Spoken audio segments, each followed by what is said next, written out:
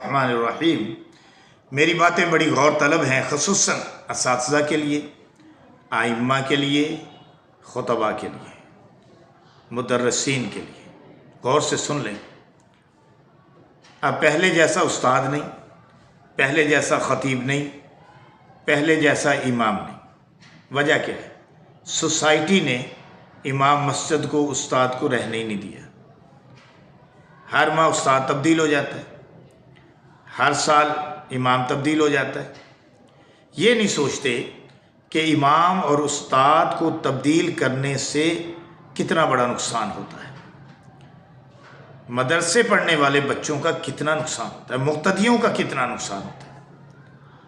حقیقت یہ ہے کہ امام کو، استاد کو کمزور بنا دیا گیا ہے۔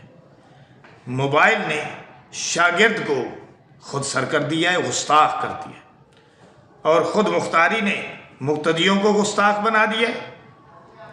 کمیٹی اپنے عالم کی، امام کی، خادم کی بے عزتی کرنا اپنے اوپر فرض سمجھتی ہے۔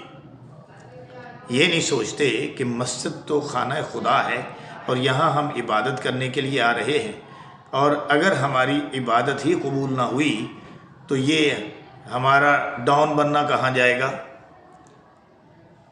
ڈان بنتے ہیں، ڈان۔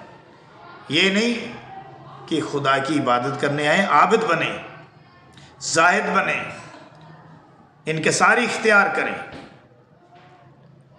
جو اپنا گھر نہیں چلا سکتا وہ مسجد کا ٹھیکیدار بن جاتا۔ پہلے جو مقتدی تھے وہ امام سے سنتے تھے، سیکھتے تھے، خطیب سے سیکھتے تھے، سنتے تھے، مسائل پوچھتے تھے۔ اب نہیں پوچھتے۔ کیوں؟ اے آئی کا دور۔ جہاں مدرسوں کی کمیٹیاں ہیں، مساجد کی کمیٹیاں ہیں، تو کمیٹیوں نے اپنے ائمہ کے ہاتھ باندھ دیے۔ مریم نواز نے بڑا اچھا کام کیا اور ائمہ کے وظیفے لگا دیے۔ ائمہ کا وظیفہ تو لگ گیا ہے، لیکن کمیٹی والوں کو عموماً زیادہ تر یہ بات وارے میں نہیں آ رہی۔ انہوں نے ان کی تنخواہیں کاٹنی شروع کر دی۔ پہلے ہی کچھ نہیں دے رہے تھے، 5,000 10,000 بڑی مشکل سے، اور گاؤں میں، چکوک میں تو یہ رواج ہے کہ بس سال بسال خدمت ہے، عید بقرعید پہ خدمت ہے، اور کچھ بھی نہیں ہے۔ ماہانہ کوئی نہیں لگا ہوا، برائے نام وہ بھی بند کرنے کا سوچ رہے ہیں، اور امام سے مطالبہ کر رہے ہیں کہ اب آپ کو 25,000 مل رہا ہے، لہٰذا آپ کو یہ اب نہیں ملیں گے۔ تو دیکھو اس میں کیا ہے؟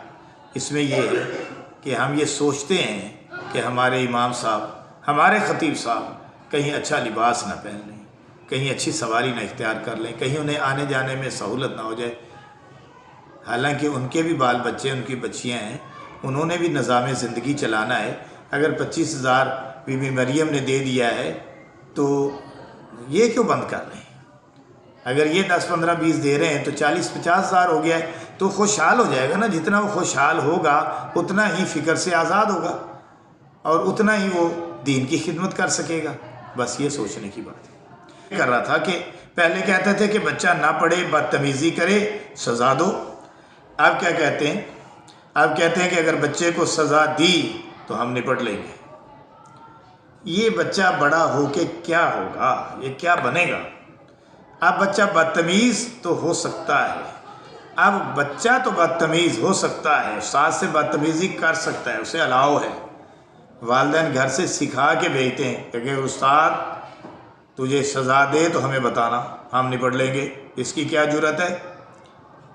بچہ تو بدتمیزی کر سکتا ہے، استاد ڈانٹ بھی نہیں سکتا۔ یہ ہم قوم کو کس طرح لے کر جا رہے ہیں؟